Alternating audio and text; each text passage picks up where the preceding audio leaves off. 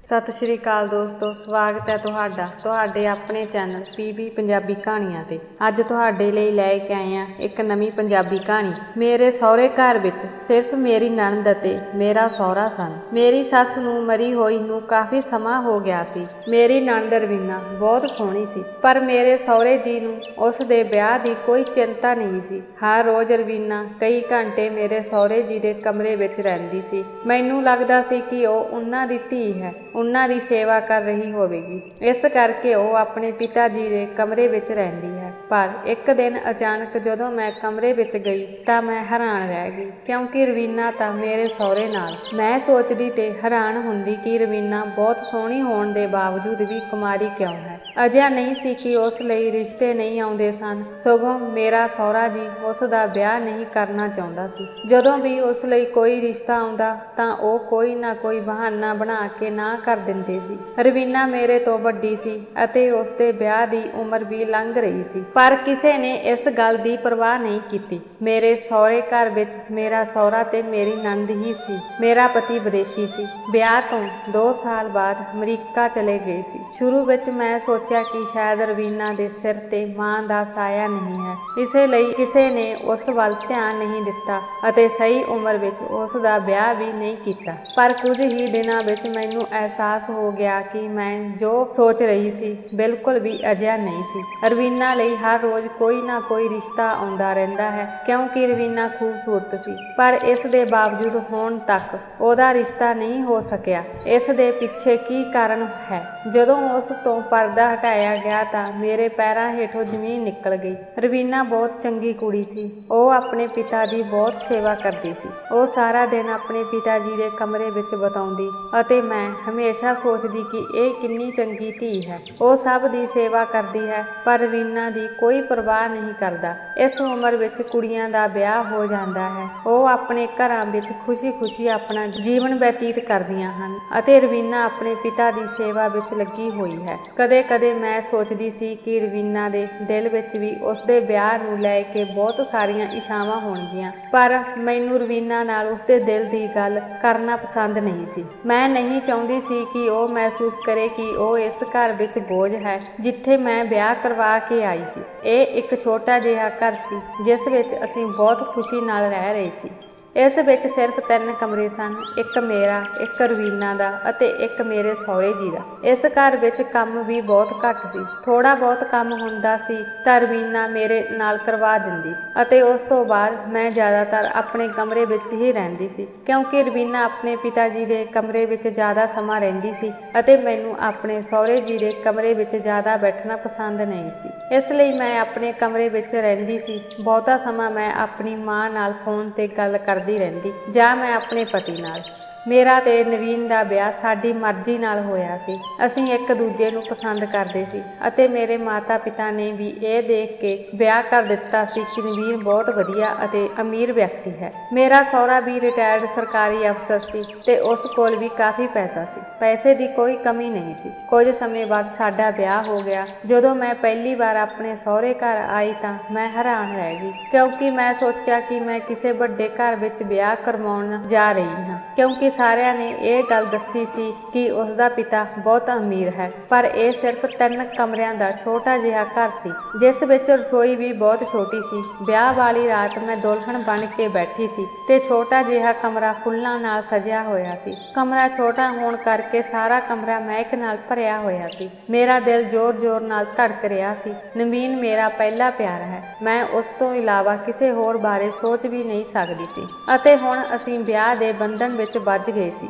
ਨਵੇਂ ਰਿਸ਼ਤੇ ਦੇ ਅਹਿਸਾਸ ਨੇ ਮੇਰੇ ਦਿਲ ਦੀ ਧੜਕਣ ਤੇਜ਼ ਕਰ ਦਿੱਤੀ। ਜਿਵੇਂ ਹੀ ਨਵੀਨ ਕਮਰੇ ਵਿੱਚ ਦਾਖਲ ਹੋਇਆ, ਮੇਰਾ ਸਾਰਾ ਸਰੀਰ ਕੰਬਣ ਲੱਗਾ। ਮੈਂ ਬਹੁਤ ਘਬਰਾ ਰਹੀ ਸੀ। ਉਹ ਮੇਰੇ ਹੱਥ ਆਪਣੇ ਹੱਥਾਂ ਵਿੱਚ ਲੈ ਕੇ ਚੁੰਮਣ ਲੱਗੇ। ਜਦੋਂ ਨਵੀਨ ਨੇ ਮੇਰੇ ਲਈ ਆਪਣਾ ਪਿਆਰ ਜ਼ਾਹਰ ਕੀਤਾ ਤਾਂ ਮੈਨੂੰ ਲੱਗਾ ਜਿਵੇਂ ਮੇਰੀ ਜ਼ਿੰਦਗੀ ਪੂਰੀ ਹੋ ਗਈ ਹੈ। ਹੁਣ ਇਸ ਵਿੱਚ ਕੁਝ ਵੀ ਅਧੂਰਾ ਨਹੀਂ ਰਿਹਾ। ਸਾਰੀ ਰਾਤ ਅਸੀਂ ਇੱਕ ਦੂਜੇ ਦੇ ਪਿਆਰ ਵਿੱਚ ਡੁੱਬੇ ਰਹੇ। ਨਵੀਨ ਆਪਣੀ ਪਤਨੀ ਦੇ ਰੂਪ 'ਚ ਆਪਣੇ ਸਾਹਮਣੇ ਆਪਣੇ ਪਿਆਰ ਨੂੰ ਦੇਖ ਕੇ ਆਪਣੀਆਂ ਭਾਵਨਾਵਾਂ ਤੇ ਕਾਬੂ ਨਹੀਂ ਰੱਖ ਸਕਿਆ। ਉਸ ਰਾਤ ਸਾਡੇ ਵਿਚਕਾਰ ਸਾਰੀ ਦੂਰੀ ਖਤਮ ਹੋ ਗਈ ਸੀ। ਨਵੀਨ ਦੇ ਬੋਲਾਂ ਨੇ ਮੈਨੂੰ ਅਜਿਹਾ ਦਿਲਾਸਾ ਦਿੱਤਾ ਸੀ ਕਿ ਮੈਂ ਸਭ ਕੁਝ ਭੁੱਲ ਕੇ ਉਸ ਦੀਆਂ ਬਾਹਾਂ ਵਿੱਚ ਕੈਦ ਹੋ ਗਈ। ਮੈਂ ਪਹਿਲੀ ਵਾਰ ਇਸ ਅਹਿਸਾਸ ਨੂੰ ਜਿਸ ਨਾਲ ਮਹਿਸੂਸ ਕੀਤਾ ਉਹ ਆਦਮੀ ਮੇਰਾ ਪਤੀ ਸੀ। ਇਸ ਲਈ ਮੈਨੂੰ ਲੱਗਿਆ ਕਿ ਹੁਣ ਮੇਰੀ ਜ਼ਿੰਦਗੀ ਖੁਸ਼ੀਆਂ ਨਾਲ ਭਰ ਗਈ ਹੈ। ਪਰ ਵਿਆਹ ਤੋਂ ਬਾਅਦ ਕੁਝ ਦਿਨ ਹੀ ਮੇਰੇ ਨਾਲ ਰਹੇ ਅਤੇ ਫਿਰ ਅਸੀਂ ਦੋਵੇਂ ਉਹਨਾਂ ਦਿਨਾਂ ਵਿੱਚ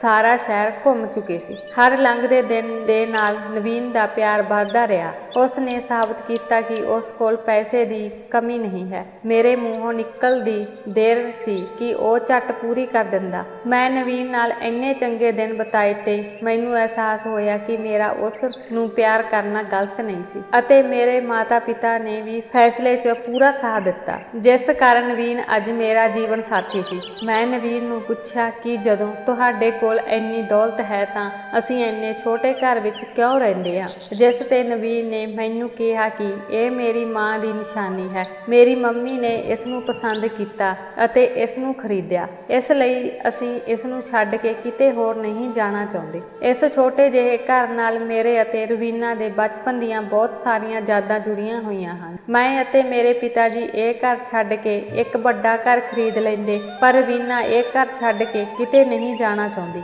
ਇਸੇ ਲਈ ਅਸੀਂ ਕਿਤੇ ਹੋਰ ਸ਼ਿਫਟ ਹੋਣ ਬਾਰੇ ਸੋਚਿਆ ਵੀ ਨਹੀਂ। ਦਿਨ ਹੌਲੀ-ਹੌਲੀ ਨਿਕਲਣ ਲੱਗੇ। ਨਵੀਨ ਦੀ ਮੌਜੂਦਗੀ ਵਿੱਚ ਮੈਨੂੰ ਕੁਝ ਵੀ ਪਤਾ ਨਹੀਂ ਲੱਗਾ। ਮੇਰੇ ਸਹੁਰੇ ਅਤੇ ਰਵੀਨਾ ਦਾ ਰਵੱਈਆ ਵੀ ਮੇਰੇ ਨਾਲ ਬਹੁਤ ਵਧੀਆ ਸੀ ਅਤੇ ਫਿਰ ਵਿਛੋੜੇ ਦਾ ਦਿਨ ਵੀ ਆ ਗਿਆ। ਜਦੋਂ ਨਵੀਨ ਦੇ ਜਾਣ ਦਾ ਸਮਾਂ ਹੋਇਆ, ਮੇਰਾ ਦਿਲ ਬਹੁਤ ਉਦਾਸ ਸੀ ਅਤੇ ਮੈਂ ਬਹੁਤ ਰੋ ਰਹੀ ਸੀ। ਇਹ ਸੋਚ ਕੇ ਵੀ ਮੇਰਾ ਸਾਹ ਰੁਕ ਜਾਂਦਾ ਸੀ ਕਿ ਅਗਲੇ 2 ਸਾਲ ਮੈਂ ਨਵੀਨ ਤੋਂ ਬਿਨਾਂ ਕਿਵੇਂ ਗੁਜ਼ਾਰਾਂਗੀ। ਨਵੀਨ ਨੇ ਦੱਸਿਆ ਕਿ ਅਮਰੀਕਾ ਵਿੱਚ ਜ਼ਮੀਨ ਆਸਮਾਨ ਦਾ ਫਰਕ ਹੈ। ਜਦੋਂ ਉਹ ਮੈਨੂੰ ਉੱਥੋਂ ਫੋਨ ਕਰੇਗਾ ਤਾਂ ਇੱਥੇ ਦਿਨ ਅਤੇ ਉੱਥੇ ਰਾਤ ਹੋਵੇਗੀ। ਨਵੀਨ ਨੇ ਕਿਸੇ ਤਰ੍ਹਾਂ ਮੈਨੂੰ ਸਮਝਾ ਬੁਝਾ ਦਿੱਤਾ। ਫਿਰ ਵੀ ਉਸਨੇ ਕਿਹਾ ਸੀ ਕਿ 2 ਸਾਲਾਂ ਬਾਅਦ ਉਹ ਮੈਨੂੰ ਆਪਣੇ ਕੋਲ ਬੁਲਾਵੇਗਾ ਅਤੇ ਮੇਰੇ ਸਹੁਰੇ ਨੇ ਵੀ ਮੈਨੂੰ ਬਹੁਤ ਦਿਲਾਸਾ ਦਿੱਤਾ। ਨਵੀਨ ਮੈਨੂੰ ਰੋਂਦੀ ਛੱਡ ਕੇ ਅਮਰੀਕਾ ਚਲਾ ਗਿਆ ਤੇ ਮੈਂ ਉਹਨਾਂ ਪਿੱਛੋਂ ਇਕੱਲੀ ਰਹਿ ਗਈ ਸੀ। ਪਰ ਰਵੀਨਾ ਅਤੇ ਮੇਰੇ ਸਹੁਰੇ ਨੇ ਮੈਨੂੰ ਨਵੀਨ ਦੀ ਗੈਰ ਹਾਜ਼ਰੀ ਬਿਲਕੁਲ ਵੀ ਮਹਿਸੂਸ ਨਹੀਂ ਹੋਣ ਦਿੱਤੀ। ਉਹ ਮੇਰਾ ਬਹੁਤ ਖਿਆਲ ਰੱਖਦੇ ਸਨ, ਕਿਸੇ ਚੀਜ਼ ਦੀ ਕਮੀ ਨਹੀਂ ਸੀ। ਜਦੋਂ ਮੈਂ ਚਾਹੁੰਦੀ ਮੈਂ ਆਪਣੇ ਮਾਪਿਆਂ ਦੇ ਘਰ ਜਾਂਦੀ ਅਤੇ ਆਪਣੇ ਮਾਤਾ ਪਿਤਾ ਨਾਲ ਕਾਫੀ ਸਮਾਂ ਬਿਤਾਉਂਦੀ, ਪਰ ਰਵੀਨਾ ਨੇ ਇਸ ਗੱਲ ਤੇ ਕਦੇ ਇਤਰਾਜ਼ ਨਹੀਂ ਕੀਤਾ। ਉਹ ਇਕੱਲੇ ਹੀ ਸਾਰਾ ਘਰ ਸੰਭਾਲਦੀ ਸੀ। ਜਦੋਂ ਮੈਂ ਘਰ ਹੁੰਦੀ ਤਾਂ ਮੈਂ ਫੋਨ ਤੇ ਹੁੰਦੀ, ਪਰ ਰਵੀਨਾ ਘਰ ਦਾ ਸਾਰਾ ਕੰਮ ਕਰਕੇ ਆਪਣੇ ਪਿਤਾ ਜੀ ਦੇ ਕਮਰੇ ਵਿੱਚ ਚਲੀ ਜਾਂਦੀ। ਕਈ ਵਾਰ ਮੈਨੂੰ ਇਹ ਸੋਚ ਕੇ ਬਹੁਤ ਖੁਸ਼ੀ ਹੁੰਦੀ ਕਿ ਰਵੀਨਾ ਕਿੰਨੀ ਚੰਗੀ ਧੀ ਹੈ ਜੋ ਆਪਣੇ ਪਿਤਾ ਜੀ ਦੀ ਇੰਨੀ ਸੇਵਾ ਕਰਦੀ ਹੈ। ਮੇਰੇ ਸਹੁਰੇ ਨੇ ਵੀ ਆਪਣੇ ਬੱਚਿਆਂ ਨੂੰ ਬਹੁਤ ਵਧੀਆ ਢੰਗ ਨਾਲ ਪਾਲਿਆ ਹੈ, ਪਰ ਮੈਂ ਇਸ ਗੱਲ ਤੋਂ ਅਣਜਾਣ ਸੀ ਕਿ ਮੇਰੇ ਸਹੁਰੇ ਦੇ ਬੰਦ ਕਮਰੇ ਅੰਦਰ ਕੀ ਹੁੰਦਾ ਹੈ। ਕਈ ਵਾਰ ਜੋ ਦੇਖਿਆ ਜਾਂਦਾ ਹੈ ਉਹ ਹਮੇਸ਼ਾ ਸੱਚ ਨਹੀਂ ਹੁੰਦਾ ਅਤੇ ਜਦੋਂ ਮੈਂ ਆਪਣੀ ਅੱਖਾਂ ਨਾਲ ਸਾਰੀ ਹਕੀਕਤ ਵੇਖੀ ਤਾਂ ਮੇਰੇ ਪੈਰਾਂ ਹੇਠੋਂ ਜ਼ਮੀਨ ਨਿਕਲ ਗਈ। ਇਹ ਤਾਂ ਮੈਂ ਕਦੇ ਸੋਚਿਆ ਵੀ ਨਹੀਂ ਸੀ ਕਿ ਅਜਿਹਾ ਵੀ ਹੋ ਸਕਦਾ ਹੈ। ਵਿਆਹ ਦੇ ਅਗਲੇ ਦਿਨ ਤੋਂ ਹੀ ਮੈਂ ਦੇਖਿਆ ਕਿ ਮੇਰੀ ਨਣਦ ਲਈ ਕਈ ਰਿਸ਼ਤੇ ਆਉਂਦੇ ਰਹਿੰਦੇ ਸਨ। ਮੇਰੇ ਵਿਆਹ ਤੇ ਆਏ ਬਹੁਤ ਸਾਰੇ ਮਹਿਮਾਨਾਂ ਨੇ ਆਪਣੇ ਬੇਟੇ, ਭਰਾ ਜਾਂ ਭਤੀਜੇ ਲਈ ਮੇਰੀ ਨਣਦ ਰਵੀਨਾ ਨੂੰ ਪਸੰਦ ਕੀਤਾ ਸੀ, ਪਰ ਇਹ ਹੈਰਾਨੀਜਨਕ ਸੀ ਕਿ ਮੇਰਾ ਸਹੁਰਾ ਕਿਸੇ ਵੀ ਰਿਸ਼ਤੇ ਲਈ ਰਾਜ਼ੀ ਨਹੀਂ ਹੋਇਆ। ਮੇਰੀ ਨਣਦ ਮੇਰੇ ਤੋਂ ਵੱਡੀ ਸੀ, ਪਰ ਫਿਰ ਵੀ ਮੇਰੇ ਸਹੁਰਾ ਜੀ ਉਸ ਦਾ ਵਿਆਹ ਨਹੀਂ ਕਰਵਾ ਰਹੇ ਸਨ। ਉਦੋਂ ਹੀ ਮੈਂ ਸੋਚਦੀ ਸੀ ਕਿ ਮੈਂ ਆਪਣੇ ਭਰਾ ਲਈ ਹੀ ਰਵੀਨਾ ਦਾ ਰਿਸ਼ਤਾ ਮੰਗਾ, ਪਰ ਮੇਰੀ ਮਾਂ ਨੇ ਮੈਨੂੰ ਇਹ ਕਹਿ ਕੇ ਰੋਕ ਦਿੱਤਾ ਕਿ ਅਦਲੇ ਬਦਲੇ ਦਾ ਵਿਆਹ ਕਰਵਾਉਣਾ ਬਿਲਕੁਲ ਵੀ ਠੀਕ ਨਹੀਂ ਹੈ। ਅਤੇ ਜਦੋਂ ਮੈਂ ਇਸ ਗੱਲ ਦਾ ਜ਼ਿਕਰ ਨਵੀਨ ਨਾਲ ਕੀਤਾ ਤਾਂ ਨਵੀਨ ਨੇ ਵੀ ਇਨਕਾਰ ਕਰ ਦਿੱਤਾ ਕਿ ਉਹ ਅਜੇ ਰਵੀਨਾ ਦਾ ਵਿਆਹ ਨਹੀਂ ਕਰਨਾ ਚਾਹੁੰਦੇ। ਇਹ ਗੱਲ ਪੂਰੀ ਤਰ੍ਹਾਂ ਮੇਰੀ ਸਮਝ ਤੋਂ ਬਾਹਰ ਸੀ। ਫਿਰ ਰਵੀਨਾ ਦਾ ਵਿਆਹ ਕਦੋਂ ਹੋਵੇਗਾ? ਨਵੀਨ ਨੇ ਮੈਨੂੰ ਕਿਹਾ, ਫਿਰ ਤੁਸੀਂ ਪਿੱਛੇ ਕਿਉਂ ਪਏ ਹੋ? ਰਵੀਨਾ ਆਪਣੀ ਜ਼ਿੰਦਗੀ 'ਚ ਬਹੁਤ ਖੁਸ਼ ਹੈ। ਉਹ ਆਪਣੇ ਪਿਤਾ ਦੀ ਪੂਰੇ ਦਿਲ ਨਾਲ ਸੇਵਾ ਕਰਦੀ ਹੈ। ਉਹਨਾਂ ਨੂੰ ਹੋਰ ਕੁਝ ਨਹੀਂ ਚਾਹੀਦਾ। ਮੈਂ ਨਵੀਨ ਨੂੰ ਕਿਹਾ, ਇਸ ਦਾ ਮਤਲਬ ਇਹ ਤਾਂ ਨਹੀਂ ਹੈ ਕਿ ਅਸੀਂ ਰਵੀਨਾ ਦਾ ਵਿਆਹ ਨਾ ਕਰੀਏ। ਜੇਕਰ ਪਿਤਾ ਜੀ ਦੀ ਸੇਵਾ ਕਰਨ ਦੀ ਗੱਲ ਹੈ ਤਾਂ ਮੈਂ ਵੀ ਅਜਿਹਾ ਕਰ ਸਕਦੀ ਹਾਂ,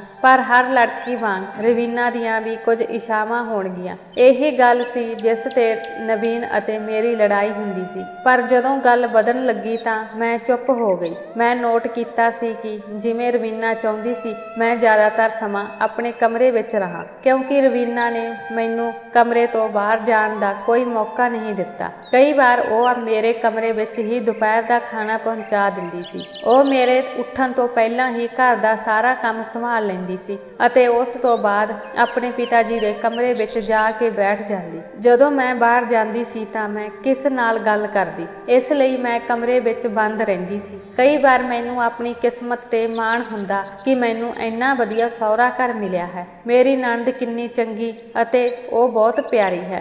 ਅੱਜ ਕੱਲ੍ਹ ਮੌਸਮ ਬਦਲ ਰਿਹਾ ਸੀ ਅਤੇ ਬਹੁਤ ਗਰਮੀ ਪੈ ਰਹੀ ਸੀ ਅਤੇ ਇਸ ਮੌਸਮ ਵਿੱਚ ਮੇਰਾ ਬੁਰਾ ਹਾਲ ਸੀ। ਇਸ ਛੋਟੇ ਜਿਹੇ ਕਮਰੇ ਵਿੱਚ ਮੇਰਾ ਦਮ ਘੁੱਟਣ ਲੱਗਾ। ਕਾਫੀ ਦੇਰ ਤੱਕ ਮੈਂ ਕਮਰੇ ਵਿੱਚ ਇੱਧਰ ਉੱਧਰ ਤੁਰਦੀ ਰਹੀ, ਪਰ ਜਦੋਂ ਮੇਰੇ ਦਿਲ ਨੂੰ ਸਕੂਨ ਨਹੀਂ ਮਿਲਿਆ ਤਾਂ ਮੈਂ ਸੋਚਿਆ ਕਿ ਮੈਂ ਕੁਝ ਸਮਾਂ ਰਵੀਨਾ ਨਾਲ ਹੀ ਗੱਲ ਕਰ ਲੈਂਦੀ ਹਾਂ, ਸ਼ਾਇਦ ਮੇਰਾ ਦਿਲ ਖੁਸ਼ ਹੋ ਜਾਵੇ। ਇਹ ਸੋਚ ਕੇ ਮੈਂ ਕਮਰੇ ਚੋਂ ਬਾਹਰ ਆ ਗਈ, ਪਰ ਰਵੀਨਾ ਬਾਹਰ ਕਿਤੇ ਨਹੀਂ ਸੀ। ਕਮਰੇ ਵਿੱਚ ਦੇਖਿਆ ਤਾਂ ਉਹ ਆਪਣੇ ਕਮਰੇ ਵਿੱਚ ਵੀ ਨਹੀਂ ਸੀ। ਉਹ ਆਪਣੇ ਪਿਤਾ ਜੀ ਦੇ ਕਮਰੇ ਵਿੱਚ ਹੋਣੀ ਚਾਹੀਦੀ ਹੈ। ਇਹ ਸੋਚ ਕੇ ਚਲੋ ਅੱਜ ਰਵੀਨਾ ਅਤੇ ਪਾਪਾ ਦੋਨਾਂ ਨਾਲ ਬੈਠ ਕੇ ਸਮਾਂ ਬਿਤਾਈਏ। ਮੈਂ ਕਮਰੇ ਵਿੱਚ ਚਲੀ ਗਈ, ਪਰ ਅੰਦਰ ਜੋ ਦੇਖਿਆ ਉਸਨੇ ਮੈਨੂੰ ਹੈਰਾਨ ਕਰ ਦਿੱਤਾ। ਮੇਰਾ ਸਹੁਰੇ ਨੂੰ ਕੁਝ ਬਿਮਾਰੀਆਂ ਸਨ ਅਤੇ ਉਹਨਾਂ ਦੀਆਂ ਦਵਾਈਆਂ ਦੀ ਦੇਖਭਾਲ ਕਰਨਾ ਰਵੀਨਾ ਦੀ ਜ਼ਿੰਮੇਵਾਰੀ ਸੀ ਅਤੇ ਰਵੀਨਾ ਸਮੇਂ ਸਿਰ ਦਵਾਈ ਦਿੰਦੀ ਸੀ। ਡਾਕਟਰ ਕੋਲ ਜਾ ਕੇ ਦਵਾਈ ਲੈ ਕੇ ਆਉਣਾ ਰਵੀਨਾ ਦਾ ਕੰਮ ਸੀ। ਦਵਾਈ ਦਾ ਸਮਾਂ ਹੁੰਦੇ ਹੀ ਰਵੀਨਾ ਸਾਰੀਆਂ ਦਵਾਈਆਂ ਕੱਢ ਕੇ ਆਪਣੇ ਹੱਥੀਂ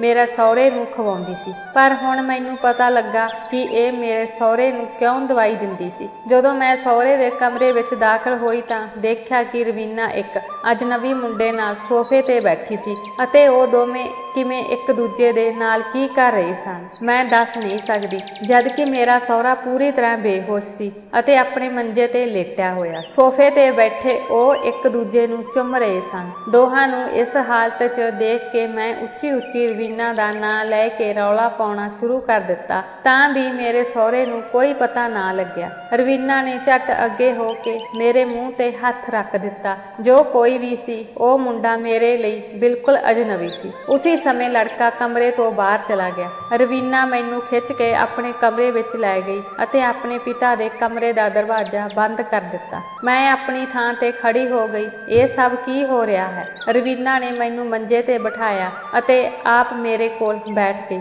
ਅਤੇ ਫਿਰ ਰੋਣ ਲੱਗ ਪਈ। ਉਸਨੇ ਕਿਹਾ, ਭਾਬੀ ਤੁਸੀਂ ਆਹ ਗੱਲ ਕਿਸੇ ਨੂੰ ਨਹੀਂ ਦੱਸੋਗੇ। ਮੈਂ ਰਵੀਨਾ ਨੂੰ ਕਿਹਾ ਕਿ ਇਹ ਤੁਸੀਂ ਕੀ ਕਰ ਰਹੇ ਹੋ? ਰਵੀਨਾ ਕਹਿਣ ਲੱਗੀ ਕਿ ਮੈਂ ਤੁਹਾਨੂੰ ਸਾਰਾ ਕੁਝ ਦੱਸਾਂਗੀ, ਮੈਂ ਕੁਝ ਨਹੀਂ ਛੁਪਾਵਾਂਗੀ, ਪਰ ਮੇਰੇ ਨਾਲ ਵਾਅਦਾ ਕਰੋ ਤੁਸੀਂ ਮੇਰੇ ਭਰਾ ਕੋਲ ਕੋਈ ਗੱਲ ਦਾ ਜ਼ਿਕਰ ਨਹੀਂ ਕਰੋਗੇ। ਰਵੀਨਾ ਦੇ ਚਿਹਰੇ ਤੇ ਉਸ ਸਮੇਂ ਅਜਿਹੀ ਬੇਵਸੀ ਸੀ ਕਿ ਮੈਂ ਉਸ ਨੂੰ ਇਨਕਾਰ ਨਹੀਂ ਕਰ ਸਕਦੀ ਸੀ ਅਤੇ ਮੈਂ ਵਾਅਦਾ ਕੀਤਾ ਕਿ ਮੈਂ ਤੁਹਾਡੇ ਭਰਾ ਨੂੰ ਕੁਝ ਨਹੀਂ ਦੱਸਾਂਗੀ। ਫਿਰ ਰਵੀਨਾ ਨੇ ਮੈਨੂੰ ਸਾਰੀ ਸੱਚਾਈ ਦੱਸੀ। ਮੇਰਾ ਸਹੁਰਾ ਰਵੀਨਾ ਦਾ ਅਸਲੀ ਪਿਤਾ ਨਹੀਂ ਸੀ, ਪਰ ਰਵੀਨਾ ਦੀ ਮਾਂ ਮੇਰੇ ਸਹੁਰੇ ਦੀ ਦੂਜੀ ਪਤਨੀ ਸੀ ਅਤੇ ਰਵੀਨਾ ਉਸ ਦੇ ਪਹਿਲੇ ਪਤੀ ਦੀ ਬੱਚੀ ਸੀ। ਰਵੀਨਾ ਦੀ ਮਾਂ ਬਹੁਤ ਅਮੀਰ ਔਰਤ ਸੀ ਅਤੇ ਮੇਰੇ ਸਹੁਰੇ ਨੇ ਉਸ ਨਾਲ ਵਿਆਹ ਕਰਵਾ ਕੇ ਉਸ ਕੋਲੋਂ ਬਹੁਤ ਧਨ ਪ੍ਰਾਪਤ ਕੀਤਾ, ਕਿਉਂਕਿ ਰਵੀਨਾ ਦੀ ਮਾਂ ਨੂੰ ਮੇਰੇ ਸਹੁਰੇ ਨਾਲ ਪਿਆਰ ਹੋ ਗਿਆ ਸੀ। ਰਵੀਨਾ ਦੇ ਬਚਪਨ ਵਿੱਚ ਹੀ ਰਵੀਨਾ ਦੇ ਪਿਤਾ ਦੀ ਮੌਤ ਹੋ ਗਈ ਸੀ। ਮੇਰੇ ਸਹੁਰੇ ਨੇ ਵੀ ਰਵੀਨਾ ਦੀ ਮਾਂ ਨੂੰ ਇਹ ਦੇਖ ਕੇ ਵਿਆਹ ਕਰਵਾ ਲਿਆ ਸੀ ਕਿ ਉਹ ਬਹੁਤ ਅਮੀਰ ਔਰਤ ਸੀ, ਇਸ ਨਾਲ ਵਿਆਹ ਕਰਕੇ ਜ਼ਿੰਦਗੀ ਐਸ਼ ਨਾਲ ਗੁਜ਼ਰੇਗੀ ਅਤੇ ਰਵੀਨਾ ਦੀ ਮਾਂ ਦੀ ਦੌਲਤ ਖਾਤਰ ਰਵੀਨਾ ਦੀ ਮਾਂ ਨੂੰ ਆਪਣੇ ਪਿਆਰ ਦੇ ਜਾਲ ਵਿੱਚ ਫਸਾ ਲਿਆ। ਮੇਰਾ ਸਹੁਰਾ ਵੀ ਖੁਦ ਸਰਕਾਰੀ ਅਫਸਰ ਸੀ, ਪਰ ਉਸ ਦੀ ਨੌਕਰੀ ਬਹੁਤ ਵਧੀਆ ਨਹੀਂ ਸੀ, ਜਦ ਕਿ ਰਵੀਨਾ ਦੀ ਮਾਂ ਕੋਲ ਕਰੋੜਾਂ ਰੁਪਏ ਦੀ ਦੌਲਤ ਸੀ। ਨਵੀਨ ਰਵੀਨਾ ਦਾ ਸੁਤੇਲਾ ਭਰਾ ਹੈ। ਮੇਰੇ ਸਹੁਰੇ ਦੀ ਪਹਿਲੀ ਪਤਨੀ ਦਾ ਪੁੱਤਰ ਜਦੋਂ ਮੇਰੇ ਸਹੁਰੇ ਦੀ ਪਹਿਲੀ ਪਤਨੀ ਦੀ ਮੌਤ ਹੋ ਗਈ ਸੀ ਅਤੇ ਜਦੋਂ ਉਹ ਰਵੀਨਾ ਦੀ ਮਾਂ ਨੂੰ ਮਿਲਿਆ ਸੀ, ਉਸ ਨੇ ਰਵੀਨਾ ਦੀ ਮਾਂ ਨੂੰ ਆਪਣੇ ਪਿਆਰ ਦੇ ਜਾਲ 'ਚ ਫਸਾ ਕੇ ਉਸ ਨਾਲ ਵਿਆਹ ਕਰਵਾ ਲਿਆ। ਵਿਆਹ ਤੋਂ ਬਾਅਦ ਉਸ ਨੇ ਰਵੀਨਾ ਦੀ ਮਾਂ ਦਾ ਬਹੁਤ ਖਿਆਲ ਰੱਖਿਆ। ਰਵੀਨਾ ਦੀ ਮਾਂ ਵੀ ਆਪਣੀ ਧੀ ਰਵੀਨਾ ਨੂੰ ਭੁੱਲ ਗਈ ਸੀ। ਮੇਰੇ ਸਹੁਰੇ ਨੇ ਜਾਣ ਬੁੱਝ ਕੇ ਰਵੀਨਾ ਨੂੰ ਆਪਣੀ ਮਾਂ ਤੋਂ ਦੂਰ ਰੱਖਿਆ ਸੀ ਤਾਂ ਜੋ ਰਵੀਨਾ ਆਪਣੀ ਮਾਂ ਦੇ ਨੇੜੇ ਨਾ ਜਾ ਸਕੇ ਅਤੇ ਉਹ ਆਪਣੇ ਮਨਸੂਬੇ ਵਿੱਚ ਕਾਮਯਾਬ ਹੋ ਜਾਵੇ। ਹੌਲੀ ਹੌਲੀ ਰਵੀਨਾ ਨੂੰ ਵੀ ਆਪਣੀ ਮਾਂ ਨਾਲ ਨਫ਼ਰਤ ਹੋ ਗਈ ਅਤੇ ਉਹ ਖੁਦ ਉਹਨਾਂ ਦੇ ਨੇੜੇ ਜਾਣਾ ਪਸੰਦ ਨਹੀਂ ਕਰਦੀ ਸੀ। ਕਈ ਵਾਰ ਜਦੋਂ ਰਵੀਨਾ ਦੀ ਮਾਂ ਰਵੀਨਾ ਕੋਲ ਆਉਂਦੀ ਹੈ ਤਾਂ ਉਹ ਉਸ ਨਾਲ ਗੱਲ ਵੀ ਨਹੀਂ ਕਰਦੀ ਸੀ। ਨਵੀਨ ਉਮਰ ਵਿੱਚ ਰਵੀਨਾ ਤੋਂ ਵੱਡਾ ਸੀ, ਪਰ ਉਸ ਦਾ ਰਵੱਈਆ ਵੀ ਰਵੀਨਾ ਨਾਲ ਚੰਗਾ ਨਹੀਂ ਸੀ। ਉਸ ਨਾਲ ਬੁਰਾ ਸਲੂਕ ਕਰਦਾ ਸੀ। ਕਈ ਵਾਰ ਉਹ ਉਸ ਦੇ ਹੱਥ ਵੀ ਚੁੱਕ ਦਿੰਦਾ ਸੀ। ਹੌਲੀ-ਹੌਲੀ ਰਵੀਨਾ ਮਾਨਸਿਕ ਤੌਰ ਤੇ ਬਿਮਾਰ ਹੁੰਦੀ ਜਾ ਰਹੀ ਸੀ ਅਤੇ ਉਸ ਸਮੇਂ ਰਵੀਨਾ ਤੇ ਦੁੱਖਾਂ ਦਾ ਪਹਾੜ ਟੁੱਟ ਗਿਆ ਜਦੋਂ ਰਵੀਨਾ ਦੀ ਚੰਗੀ ਭਲੀ ਮਾਂ ਅਚਾਨਕ ਬਿਮਾਰ ਹੋ ਗਈ ਅਤੇ ਡਾਕਟਰ ਨੇ ਦੱਸਿਆ ਕਿ ਉਸ ਦੇ ਸਰੀਰ ਵਿੱਚ ਬਹੁਤ ਕਮਜ਼ੋਰੀ ਹੈ। ਦਰਅਸਲ ਰਵੀਨਾ ਦੀ ਮਾਂ ਨੂੰ ਜ਼ਹਿਰ ਦਿੱਤਾ ਗਿਆ ਸੀ। ਰਵੀਨਾ ਨੂੰ ਪੂਰਾ ਯਕੀਨ ਸੀ ਕਿ ਇਹ ਕਿਸ ਦਾ ਕੰਮ ਹੈ, ਪਰ ਉਹ ਕੁਝ ਨਹੀਂ ਕਰ ਸਕਦੀ ਸੀ। ਉਹ ਬੇਵੱਸ ਸੀ। ਪਹਿਲਾਂ ਉਹ ਆਪਣੀ ਮਾਂ ਦੀ ਹਾਲਤ ਦੇਖ ਕੇ ਟੁੱਟ ਗਈ। ਭਾਵੇਂ ਉਹ ਆਪਣੀ ਮਾਂ ਨੂੰ ਨਫ਼ਰਤ ਕਰਦੀ ਸੀ, ਪਰ ਇਸ ਦੁਨੀਆ ਵਿੱਚ ਸਿਰਫ ਉਸ ਦੀ ਮਾਂ ਹੀ ਤਾਂ ਸੀ ਜੋ ਉਸ ਦੀ ਆਪਣੀ ਸੀ। ਬਾਕੀ ਸਾਰੇ ਨਾਮ ਦੇ ਰਿਸ਼ਤੇ ਅਤੇ ਪੈਸੇ ਦੇ ਲਾਲਚੀ ਸਨ। ਰਵੀਨਾ ਦੀ ਮਾਂ ਮੰਜੇ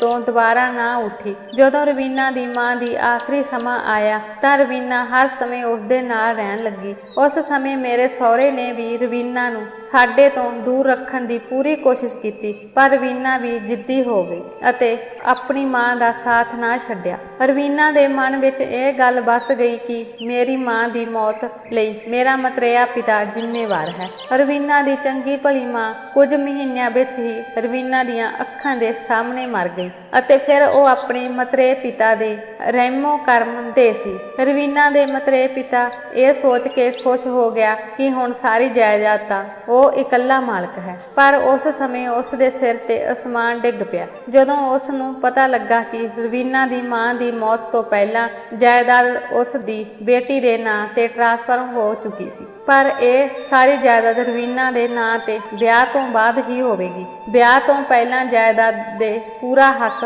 ਮੇਰੇ ਸਹੁਰੇ ਦਾ ਸੀ। ਇਸੇ ਲਈ ਮੇਰਾ ਸਹੁਰਾ ਰਵੀਨਾ ਦਾ ਵਿਆਹ ਨਹੀਂ ਕਰਨਾ ਚਾਹੁੰਦਾ ਸੀ, ਕਿਉਂਕਿ ਵਿਆਹ ਤੋਂ ਬਾਅਦ ਸਾਰੀ ਦੌਲਤ ਉਸ ਦੇ ਹੱਥੋਂ ਨਿਕਲ ਜਾਂਦੀ। ਰਵੀਨਾ ਨੇ ਕਿਹਾ ਕਿ ਮੈਨੂੰ ਦੌਲਤ ਦਾ ਲਾਲਚ ਨਹੀਂ ਸੀ, ਬਸ ਮੇਰੀ ਮਾਂ ਦੀ ਮੌਤ ਦਾ ਗਮ ਮੇਰੇ ਦਿਲ ਵਿੱਚ ਬੈਠ ਗਿਆ ਸੀ। ਮੈਂ ਆਪਣੀ ਮਾਂ ਦੀ ਤਰ੍ਹਾਂ ਬਹੁਤ ਸੋਹਣੀ ਸੀ। ਜਿਵੇਂ ਜਿਵੇਂ ਮੈਂ ਜਵਾਨ ਹੋਣ ਲੱਗੀ ਮੇਰੇ ਲਈ ਰਿਸ਼ਤੇ ਵੀ ਆਉਣ ਲੱਗ ਪਏ, ਪਰ ਮੇਰਾ ਮਤਰੇਆ ਪਿਤਾ ਮੇਰੇ ਵਿਆਹ ਕਰਨ ਨੂੰ ਤਿਆਰ ਨਹੀਂ ਸੀ, ਕਿਉਂਕਿ ਅਜਿਹਾ ਕਰਨ ਤੇ ਇਹ ਸਾਰੀ ਜਾਇਦਾਦ ਉਸ ਦੇ ਹੱਥੋਂ ਨਿਕਲ ਜਾਂਦੀ। ਇਸ ਦੌਲਤ ਦੇ ਬਲਬੂਤੇ ਉਸ ਨੇ ਆਪਣੇ ਬੇਟੇ ਨਵੀਨ ਨੂੰ ਅਮਰੀਕਾ ਵਿੱਚ ਬਹੁਤ ਮਹਿੰਗੀ ਡਿਗਰੀ ਦਿਵਾਈ ਸੀ ਅਤੇ ਇਹ ਡਿਗਰੀ ਕਾਰਨ ਉਹ ਅਮਰੀਕਾ ਵਿੱਚ ਬਹੁਤ ਵਧੀਆ ਨੌਕਰੀ ਕਰ ਰਿਹਾ ਸੀ। ਸਾਰੀਆਂ ਕੁੜੀਆਂ ਵਾਂਗ ਮੇਰੇ ਦਿਲ ਵਿੱਚ ਵੀ ਵਿਆਹ ਲਈ ਬਹੁਤ ਅਰਮਾਨ ਹਨ। ਮੈਂ ਵੀ ਚਾਹੁੰਦੀ ਹਾਂ ਕਿ ਕੋਈ ਮੈਨੂੰ ਪਿਆਰ ਕਰੇ। ਕਈ ਸਾਲਾਂ ਤੱਕ ਮੈਂ ਆਪਣੀਆਂ ਭਾਵਨਾਵਾਂ ਨੂੰ ਕਾਬੂ ਕੀਤਾ, ਪਰ ਮੈਂ ਸਾਰੀ ਜ਼ਿੰਦਗੀ ਆਪਣੀਆਂ ਭਾਵਨਾਵਾਂ ਨੂੰ ਕਾਬੂ ਨਹੀਂ ਕਰ ਸਕਦੀ ਸੀ। ਇੱਕ ਦਿਨ ਮੇਰੇ ਮਤਰੇਏ ਪਿਤਾ ਦੀ ਤਬੀਅਤ ਠੀਕ ਨਹੀਂ ਸੀ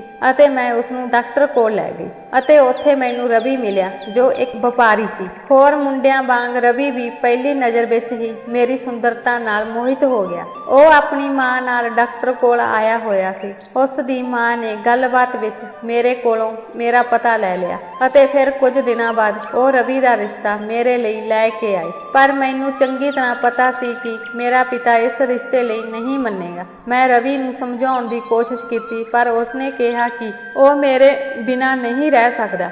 ਜੇ ਮੈਂ ਵਿਆਹ ਕਰਵਾਵਾਂਗਾ ਤਾਂ ਤੇਰੇ ਨਾਲ ਹੀ। ਹੌਲੀ-ਹੌਲੀ ਮੈਂ ਅਤੇ ਰਵੀ ਫੋਨ ਤੇ ਗੱਲ ਕਰਨ ਲੱਗੇ ਅਤੇ ਜਦੋਂ ਮੈਂ ਰਵੀ ਨੂੰ ਸਾਰੀ ਸੱਚਾਈ ਦੱਸੀ ਤਾਂ ਉਸਨੇ ਕਿਹਾ ਕਿ ਅਸੀਂ ਦੋਵੇਂ ਚੋਰੀ ਛਿਪੇ ਵਿਆਹ ਕਰਵਾ ਲਵਾਂਗੇ ਅਤੇ ਸਹੀ ਸਮਾਂ ਆਉਣ ਤੇ ਇਸ ਗੱਲ ਨੂੰ ਸਾਹਮਣੇ ਲਿਆਵਾਂਗੇ। ਰਵੀ ਨੇ ਮੇਰੇ ਨਾਲ ਕੋਰਟ ਵਿੱਚ ਵਿਆਹ ਕਰਵਾ ਲਿਆ। ਰਵੀ ਦੇ ਪਰਿਵਾਰਕ ਮੈਂਬਰਾਂ ਨੂੰ ਸਾਡੇ ਵਿਆਹ ਬਾਰੇ ਪਤਾ ਹੈ, ਪਰ ਮੈਂ ਆਪਣੇ ਮਤਰੇਏ ਪਿਤਾ ਨੂੰ ਆਪਣੇ ਵਿਆਹ ਬਾਰੇ ਨਹੀਂ ਦੱਸਿਆ, ਕਿਉਂਕਿ ਜੇਕਰ ਮੇਰੇ ਪਿਤਾ ਨੂੰ ਇਸ ਬਾਰੇ ਪਤਾ ਲੱਗਦਾ ਤਾਂ ਉਹ ਅੱਜ ਵੀ ਅਦਾਲਤ ਵਿੱਚ ਜਾ ਕੇ ਕਾਨੂੰਨੀ ਤੌਰ ਤੇ ਸਭ ਕੁਝ ਆਪਣੇ ਨਾਮ ਕਰਵਾ ਲੈਣਗੇ, ਕਿਉਂਕਿ ਮੇਰੀ ਮਾਂ ਨੇ ਵਸੀਅਤ ਵਿੱਚ ਸਪਸ਼ਟ ਲਿਖਿਆ ਹੈ ਕਿ ਮੇਰੇ ਵਿਆਹ ਦਾ ਫੈਸਲਾ ਮੇਰੇ ਮਤਰੇਏ ਪਿਤਾ ਕਰਨਗੇ ਅਤੇ ਜਿਸ ਦਿਨ ਮੇਰਾ ਵਿਆਹ ਹੋਵੇਗਾ ਉਸੇ ਦਿਨ ਮੇਰੇ ਪਿਤਾ ਜੀ ਸਭ ਕੁਝ ਮੇਰੇ ਹਵਾਲੇ ਕਰ ਦੇਣਗੇ ਅਤੇ ਮੈਂ ਚੰਗੀ ਤਰ੍ਹਾਂ ਜਾਣਦੀ ਹਾਂ ਕਿ ਮੇਰਾ ਮਤਰੇਆ ਬਾਪ ਮੇਰਾ ਵਿਆਹ ਨਹੀਂ ਹੋਣ ਦੇਵੇਗਾ। ਮੈਨੂੰ ਇਸ ਦੌਲਤ ਦਾ ਕੋਈ ਲਾਲਚ ਵੀ ਨਹੀਂ ਹੈ। ਜੇਕਰ ਮੈਂ ਚਾਹਾਂ ਤਾਂ ਇਹ ਸਭ ਛੱਡ ਕੇ ਰਵੀ ਨਾਲ ਆਪਣੀ ਦੁਨੀਆ ਵਸਾ ਸਕਦੀ ਹਾਂ, ਕਿਉਂਕਿ ਰਵੀ ਕੋਲ ਵੀ ਪੈਸੇ ਦੀ ਕੋਈ ਕਮੀ ਨਹੀਂ ਹੈ, ਪਰ ਦੌਲਤ ਦੀ ਖਾਤਰ ਮੇਰੇ ਮਤਰੇਏ ਪਿਤਾ ਨੇ ਮੇਰੀ ਮਾਂ ਦੀ ਜਾਨ ਲੈ ਲਈ। ਇਸ ਲਈ ਮੈਂ ਇਸ ਜਾਇਦਾਦ ਨੂੰ ਕਦੇ ਵੀ ਆਪਣੇ ਪਿਤਾ ਕੋਲ ਨਹੀਂ ਰਹਿਣ ਦਿਆਂਗੀ। ਅਤੇ ਫਿਰ ਮੈਂ ਉਸੇ ਡਾਕਟਰ ਨੂੰ ਮਿਲੀ ਜਿਸ ਡਾਕਟਰ ਦੁਆਰਾ ਦੱਸਿਆ ਦਵਾਈਆਂ ਮੇਰੇ ਪਿਤਾ ਮੇਰੀ ਮਾਂ ਨੂੰ ਖਵਾਉਂਦੇ ਸਨ। ਮੈਂ ਡਾਕਟਰ ਨੂੰ ਕੁਝ ਪੈਸੇ ਦੇ ਕੇ ਉਹ ਦਵਾਈਆਂ ਲਿਖਵਾ ਲਈਆਂ ਅਤੇ ਹੁਣ ਮੈਂ ਉਹੀ ਦਵਾਈਆਂ ਆਪਣੇ ਮਤਰੇਏ ਪਿਤਾ ਨੂੰ ਦਿੰਦੀ ਹਾਂ। ਇਹ ਦਵਾਈਆਂ ਬੰਦੇ ਨੂੰ ਬੇਹੋਸ਼ ਕਰ ਦਿੰਦੀਆਂ ਹਨ, ਪਰ ਨਾਲ ਹੀ ਅੰਦਰੋਂ ਉਸ ਦੇ ਸਰੀਰ ਨੂੰ ਕਮਜ਼ੋਰ ਵੀ ਕਰਦੀਆਂ ਹਨ। ਮੈਂ ਤੁਹਾਨੂੰ ਕਮਰੇ ਤੋਂ ਬਾਹਰ ਨਹੀਂ ਆਉਣ ਦੇਣਾ ਚਾਹੁੰਦੀ ਸੀ ਕਿਉਂਕਿ ਰਵੀ ਮੈਨੂੰ ਕਦੇ ਵੀ ਮਿਲਣ ਆ ਜਾਂਦਾ ਸੀ। ਰਵੀ ਬਹੁਤ ਵਧੀਆ ਇਨਸਾਨ ਹੈ। ਉਹ ਮੈਨੂੰ ਬਹੁਤ ਪਿਆਰ ਕਰਦਾ ਹੈ। ਉਸਨੇ ਮੈਨੂੰ 1000 ਵਾਰ ਕਿਹਾ ਹੈ ਕਿ ਸਾਰੀ ਦੌਲਤ ਛੱਡ ਕੇ ਮੇਰੇ ਨਾਲ ਆ ਜਾ, ਪਰ ਮੈਂ ਆਪਣੀ ਮਾਂ ਦਾ ਬਦਲਾ ਆਪਣੇ ਮਤਰੇਏ ਪਿਤਾ ਤੋਂ ਲੈਣਾ ਚਾਹੁੰਦੀ ਹਾਂ। ਜਿਸ ਤਰ੍ਹਾਂ ਮੇਰੇ ਮਤਰੇਏ ਪਿਤਾ ਨੇ ਮੇਰੀ ਮਾਂ ਨੂੰ ਅੰਦਰੋਂ ਇੰਨਾ ਕਮਜ਼ੋਰ ਕਰ ਦਿੱਤਾ ਸੀ ਕਿ ਉਹ ਮੰਜੇ ਤੋਂ ਉੱਠ ਵੀ ਨਹੀਂ ਸਕਦੀ ਸੀ, ਹੁਣ ਮੇਰਾ ਮਤਰੇਆ ਪਿਤਾ ਵੀ ਉਸ ਹਾਲਤ ਵਿੱਚ ਆ ਗਿਆ ਹੈ ਤੇ ਇਹ ਉਸ ਦਾ ਆਖਰੀ ਸਮਾਂ ਹੈ। ਉਹ ਕਿਸੇ ਵੀ ਸਮੇਂ ਇਸ ਸੰਸਾਰ ਨੂੰ ਛੱਡ ਕੇ ਜਾ ਸਕਦਾ ਹੈ। ਜਦੋਂ ਮੇਰੇ ਪਿਤਾ ਜੀ ਦਵਾਈਆਂ ਦੇ ਪ੍ਰਭਾਵ ਕਾਰਨ ਗੂੜੀ ਨੀਂਦ ਵਿੱਚ ਚਲੇ ਜਾਂਦੇ ਸਨ ਤਾਂ ਮੈਂ ਰਵੀ ਨੂੰ ਆਪਣੇ ਪਿਤਾ ਜੀ ਦੇ ਕਮਰੇ ਵਿੱਚ ਬੁਲਾ ਲੈਂਦੀ ਸੀ। ਅਸੀਂ ਇੱਕ ਦੂਜੇ ਨਾਲ ਬਹੁਤ ਵਧੀਆ ਸਮਾਂ ਬਿਤਾਉਂਦੇ ਸੀ। ਮੈਂ ਆਪਣੇ ਕਮਰੇ ਵਿੱਚ ਰਵੀ ਨੂੰ ਇਸ ਲਈ ਨਹੀਂ ਬੁਲਾਇਆ ਕਿਉਂਕਿ ਮੈਨੂੰ ਡਰ ਸੀ ਕਿ ਤੁਸੀਂ ਮੇਰੇ ਕਮਰੇ ਵਿੱਚ ਨਾ ਆ ਜਾਓ। ਇਸ ਲਈ ਮੈਂ ਰਵੀ ਨੂੰ ਆਪਣੇ ਪਿਤਾ ਦੇ ਕਮਰੇ ਵਿੱਚ ਹੀ ਬੁਲਾਉਂਦੀ ਸੀ ਕਿਉਂਕਿ ਮੈਨੂੰ ਪਤਾ ਸੀ ਕਿ ਤੁਸੀਂ ਇੰਨੀ ਜਲਦੀ ਆਪਣੇ ਸਹੁਰੇ ਦੇ ਕਮਰੇ ਵਿੱਚ ਨਹੀਂ ਆ ਸਕਦੇ। ਮੇਰਾ ਜ਼ਾਲਮ ਬਾਪ ਕੁਝ ਹੀ ਦਿਨਾਂ 'ਚ ਇਸ ਦੁਨੀਆ ਨੂੰ ਅਲਵਿਦਾ ਕਹਿ ਜਾਵੇਗਾ। ਫਿਰ ਤੁਸੀਂ ਆਪ ਹੀ ਮੈਨੂੰ ਰਵੀ ਨਾਲ ਵਿਆਹ ਕਰਵਾ ਕੇ ਵਿਦਾ ਕਰ ਦਿਓ। ਫਿਰ ਨਵੀਨ ਭਰਾ ਵੀ ਤੁਹਾਨੂੰ ਆਪਣੇ ਨਾਲ ਲੈ ਜਾਣਗੇ ਕਿਉਂਕਿ ਤੁਸੀਂ ਸ਼ਾਇਦ ਨਹੀਂ ਜਾਣਦੇ ਹੋ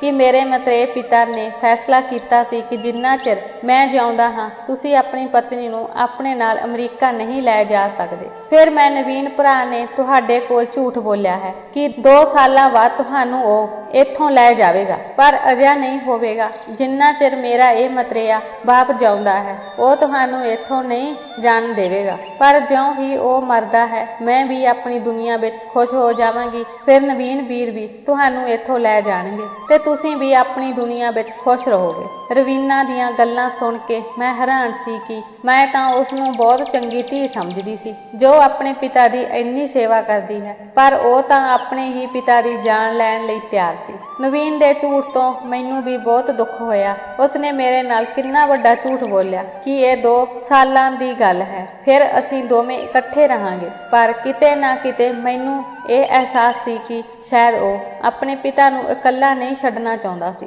ਇਸੇ ਲਈ ਉਹ ਮੈਨੂੰ ਆਪਣੇ ਨਾਲ ਨਹੀਂ ਲਿਜਾਣਾ ਚਾਹੁੰਦਾ ਸੀ। ਫਿਲਹਾਲ ਮੈਂ ਰਵੀਨਾ ਨੂੰ ਵੀ ਗਲਤ ਨਹੀਂ ਕਹਿ ਸਕਦੀ ਸੀ ਕਿਉਂਕਿ ਰਵੀਨਾ ਨੂੰ ਇੱਥੇ ਤੱਕ ਲਿਆਉਣ ਲਈ ਮੇਰਾ ਸਹੁਰਾ ਹੀ ਜ਼ਿੰਮੇਵਾਰ ਸੀ। ਮੈਂ ਖੁਦ ਇਸ ਗੱਲ ਦੀ ਗਵਾਹ ਸੀ ਕਿ ਮੇਰੇ ਸਹੁਰੇ ਨੇ ਕਈ ਚੰਗੇ ਰਿਸ਼ਤਿਆਂ ਨੂੰ ਠੁਕਰਾ ਦਿੱਤਾ ਸੀ। ਉਹ ਨਹੀਂ ਚਾਹੁੰਦਾ ਸੀ ਕਿ ਰਵੀਨਾ ਦਾ ਵਿਆਹ ਹੋਵੇ ਤੇ ਉਹ ਜ਼ਿੰਦਗੀ ਵਿੱਚ ਖੁਸ਼ ਰਹੇ ਅਤੇ ਸਾਰੀ ਦੌਲਤ ਮੇਰੇ ਸਹੁਰੇ ਦੇ ਹੱਥੋਂ ਨਿਕਲ ਜਾਵੇ। ਮੈਨੂੰ ਵੀ ਰਵੀਨਾ ਦਾ ਇਹ ਫੈਸਲਾ ਪਸੰਦ ਆਇਆ ਜਿਸ ਨੇ ਰਵੀ ਨਾਲ ਨਜਾਇਜ਼ ਸੰਬੰਧ ਰੱਖਣ ਨਾਲੋਂ ਚੰਗਾ ਵਿਆਹ ਕਰਵਾ ਲਿਆ ਅਤੇ ਪਤੀ ਪਤਨੀ ਦਾ ਰਿਸ਼ਤਾ ਕਾਇਮ ਕਰ ਲਿਆ। ਰਵੀਨਾ ਨੇ ਕਿਹਾ, ਪਲੀਜ਼ ਭਾਬੀ ਜੀ, ਜਿਵੇਂ ਇਹ ਹੋ ਰਿਹਾ ਹੈ ਤੁਸੀਂ ਚੁੱਪ ਰਹੋ। ਕਾਫੀ ਦੇਰ ਸੋਚਣ ਤੋਂ ਬਾਅਦ ਮੈਨੂੰ ਰਵੀਨਾ ਤੇ ਤਰਸ ਆਇਆ। ਭਾਵੇਂ ਹੀ ਉਹ ਗਲਤ ਕੰਮ ਕਰ ਰਹੀ ਸੀ ਪਰ ਉਸ ਨੂੰ ਇਹ ਸਭ ਕਰਨ ਲਈ ਮਜਬੂਰ ਕੀਤਾ ਗਿਆ ਸੀ। ਉਸ ਵਿੱਚ ਇੰਨੀ ਨਫ਼ਰਤ ਭਰੀ ਹੋਈ ਸੀ ਕਿ ਉਸ ਨੂੰ ਹੁਣ ਇੱਕ ਇਨਸਾਨ ਵਜੋਂ ਵੀ ਆਪਣੇ ਪਿਤਾ ਲਈ ਤਰਸ ਨਹੀਂ ਆਇਆ। ਫਿਰ ਮੇਰੇ ਮੋਬਾਈਲ ਤੇ ਨਵੀਨ ਦਾ ਫੋਨ ਵੱਜਣ ਲੱਗਾ। ਮੈਂ ਰਵੀਨਾ ਨੂੰ ਕਿਹਾ, ਤੁਸੀਂ ਆਪਣੇ ਬਿਮਾਰ ਪਿਤਾ ਦੀ ਸੇਵਾ ਕਰੋ, ਮੈਂ ਆਪਣੇ ਪਤੀ ਨਾਲ ਗੱਲ ਕਰ ਲਵਾਂ। ਮੇਰੇ ਹਾਵ ਭਾਵ ਦੇਖ ਕੇ ਰਵੀਨਾ ਸਮਝ ਗਈ ਕਿ ਮੈਂ ਰਵੀਨਾ ਨੂੰ ਸਪੋਰਟ ਕਰਾਂਗੀ। ਮੈਂ ਗੱਲ ਕਰਨ ਲੱਗੀ ਤੇ ਰਵੀਨਾ ਕਮਰੇ ਨੂੰ ਬੰਦ ਕਰਕੇ ਬਾਹਰ ਚਲੀ ਗਈ। ਮੈਂ ਨਵੀਨ ਨਾਲ ਇੱਧਰ ਉੱਧਰ ਦੀ ਗੱਲ ਕੀਤੀ ਤੇ ਨਵੀਨ ਨੂੰ ਬਿਲਕੁਲ ਵੀ ਸ਼ੱਕ ਨਹੀਂ ਹੋਣ ਦਿੱਤਾ ਕਿ ਮੇਰੇ ਮਨ ਵਿੱਚ ਕਿਹੋ ਜਿਹਾ ਤੂਫਾਨ ਚੱਲ ਰਿਹਾ ਹੈ। 15 ਦਿਨਾਂ ਬਾਅਦ ਹੀ ਮੇਰਾ ਸਹੁਰਾ ਰੱਬ ਨੂੰ ਪਿਆਰਾ ਹੋ ਗਿਆ ਅਤੇ ਫਿਰ ਤੀਜੇ ਦਿਨ ਹੀ ਮੈਂ ਆਪਣੀ ਪਿਆਰੀ ਨਣਦ ਰਵੀਨਾ ਨੂੰ ਦੁਲਹਨ ਬਣਾ ਕੇ ਰਵੀ ਨਾਲ ਵਿਦਾ ਕਰ ਦਿੱਤਾ। ਮੇਰੇ ਪਤੀ ਨੇ ਵੀ ਮੇਰੇ ਪੇਪਰ ਬਣਾਉਣ ਦੀ ਤਿਆਰੀ ਸ਼ੁਰੂ ਕਰ ਦਿੱਤੀ। ਕੁਝ ਦਿਨਾਂ ਬਾਅਦ ਮੈਨੂੰ ਆਪਣੇ ਪਤੀ ਨਾਲ ਰਹਿਣ ਲਈ ਅਮਰੀਕਾ ਜਾਣਾ ਪਿਆ। ਨਵੀਨ ਆਪਣੇ ਪਿਤਾ ਨੂੰ ਆਖਰੀ ਵਾਰ ਮਿਲਣ ਵੀ ਨਹੀਂ ਆਇਆ। ਹੋ ਸਕਦਾ ਹੈ ਕਿ ਨਵੀਨ ਦਾ ਮਨ ਬਚਪਨ ਤੋਂ ਹੀ ਗੁੱਸੇ ਨਾਲ ਭਰਿਆ ਹੋਇਆ ਸੀ ਕਿ ਕਿਉਂ ਮੇਰੇ ਪਿਤਾ ਨੇ ਰਵੀਨਾ ਦੀ ਮਾਂ ਨਾਲ ਦੁਬਾਰਾ ਵਿਆਹ ਕਰਵਾਇਆ ਅਤੇ ਮੇਰੇ ਲਈ ਮਤਰੇਈ ਮਾਂ ਨੂੰ ਲਿਆਇਆ। ਕਈ ਵਾਰ ਮਨ ਵਿੱਚ ਆਉਂਦਾ ਹੈ ਕਿ ਜੇਕਰ ਮੇਰੇ ਸਹੁਰੇ ਨੇ ਧਨ ਦੌਲਤ ਤੇ ਲਾਲਚ ਵਿੱਚ ਮੇਰੀ ਸੱਸ ਨੂੰ ਨਾ ਮਾਰਿਆ ਹੁੰਦਾ ਤਾਂ ਸ਼ਾਇਦ ਉਹਨਾਂ ਦੀ ਜ਼ਿੰਦਗੀ ਜ਼ਿਆਦਾ ਸੁਖੀ ਹੁੰਦੀ ਕਿਉਂਕਿ ਮੇਰੀ ਨਣਦ ਰਵੀਨਾ ਦਾ ਸੁਭਾਅ ਬਹੁਤ ਚੰਗਾ ਸੀ। ਮੈਂ ਸੁਣਿਆ ਸੀ ਕਿ ਰਵੀਨਾ ਦੀ ਮਾਂ ਦਾ ਸੁਭਾਅ ਰਵੀਨਾ ਤੋਂ ਵੀ ਚੰਗਾ ਸੀ। ਮੇਰੇ ਸਹੁਰੇ ਨੇ ਦੌਲਤ ਦੇ ਕਾਰਨ ਸਾਰੇ ਰਿਸ਼ਤੇ ਦਾਅ ਤੇ ਲਗਾ ਦਿੱਤੇ ਸਨ ਅਤੇ ਉਹਨਾਂ ਦੇ ਪੁੱਤਰ ਨੇ ਵੀ ਅੰਤਿਮ ਸਮੇਂ ਉਹਨਾਂ ਦਾ ਮੂੰਹ ਦੇਖਣਾ ਜ਼ਰੂਰੀ ਨਹੀਂ ਸਮਝਿਆ। ਸਮਝਿਆ। ਮੈਂ ਰਵੀਨਾ ਅਤੇ ਰਵੀ ਇਸ ਰਾਜ ਨੂੰ ਜਾਣਦੇ ਸੀ ਜੋ ਹੁਣ ਸਾਰੀ ਉਮਰ ਲਈ ਸਾਡੇ ਸੀਨੇ ਵਿੱਚ ਦੱਬਿਆ ਜਾਣਾ ਸੀ। ਉਹ ਸੱਚਮੁੱਚ ਇੱਕ ਚੰਗਾ ਮੁੰਡਾ ਸੀ ਅਤੇ ਉਸਨੇ ਰਵੀਨਾ ਦੀ ਜ਼ਿੰਦਗੀ ਖੁਸ਼ੀਆਂ ਨਾਲ ਭਰ ਦਿੱਤੀ। ਮੈਂ ਅਮਰੀਕਾ ਚਲੀ ਗਈ ਸੀ, ਪਰ ਰਵੀਨਾ ਰੋਜ਼ ਫੋਨ ਕਰਕੇ ਮੇਰਾ ਹਾਲ ਚਾਲ ਪੁੱਛਦੀ ਸੀ। ਨਵੀਨ ਨੇ ਵੀ ਕਦੇ ਇਹ ਜਾਣਨ ਦੀ ਕੋਸ਼ਿਸ਼ ਨਹੀਂ ਕੀਤੀ ਕਿ ਉਸ ਦੇ ਪਿਤਾ ਨਾਲ ਕੀ ਹੋਇਆ ਸੀ ਅਤੇ ਸ਼ਾਇਦ ਇਹ ਉਸ ਦੀ ਪਰਵਿਸ਼ ਦਾ ਨਤੀਜਾ ਸੀ ਜੋ ਮੇਰੇ ਸਹੁਰੇ ਨੇ ਇੱਕ ਅਨਾਥ ਬੱਚੇ ਦਾ ਹੱਕ ਮਾਰ ਕੇ ਆਪਣੇ ਪੁੱਤਰ ਨੂੰ ਦਿੱਤੀ ਸੀ। ਰਵੀਨਾ ਨੇ ਖੁਸ਼ੀਆਂ ਤੋਂ ਦੂਰ ਰੱਖ ਕੇ ਨਵੀਨ ਨੂੰ ਜ਼ਿੰਦਗੀ ਦੀਆਂ ਸਾਰੀਆਂ ਖੁਸ਼ੀਆਂ ਦੇਣੀਆਂ ਚਾਹੁੰਦਾ ਸੀ ਅਤੇ ਰੱਬ ਨੇ ਇਹ ਨਤੀਜਾ ਦਿੱਤਾ ਕਿ ਉਸ ਨੇ ਆਪਣੇ ਪੁੱਤਰ ਦਾ ਪਿਆਰ ਆਪਣੇ ਪ੍ਰਤੀ ਖਤਮ ਕਰ ਲਿਆ। ਮੈਂ ਆਪਣੇ ਮਨ ਵਿੱਚ ਸੋਚ ਲਿਆ ਕਿ ਮੈਂ ਕਦੇ ਵੀ ਦੂਜਿਆਂ ਦੇ ਹੱਕ ਮਾਰ ਕੇ ਆਪਣੇ ਬੱਚਿਆਂ ਨੂੰ ਨਹੀਂ ਪਾਲਾਂਗੀ। ਮੈਂ ਉਹਨਾਂ ਨੂੰ ਸਦਾ ਹੀ ਸੱਚ ਦੀ ਕਮਾਈ ਖਵਾਵਾਂਗੀ। ਦੋਸਤੋ, ਜੇਕਰ ਤੁਹਾਨੂੰ ਸਾਡੀ ਵੀਡੀਓ ਚੰਗੀ ਲੱਗੀ ਤਾਂ ਸਾਡੀ ਵੀਡੀਓ ਨੂੰ ਲਾਈਕ ਕਰਨਾ, ਚੈਨਲ ਨੂੰ ਸਬਸਕ੍ਰਾਈਬ ਕਰਨਾ, ਆਪਣੇ ਦੋਸਤਾਂ ਨਾਲ ਸ਼ੇਅਰ ਕਰਨਾ। ਧੰਨਵਾਦ।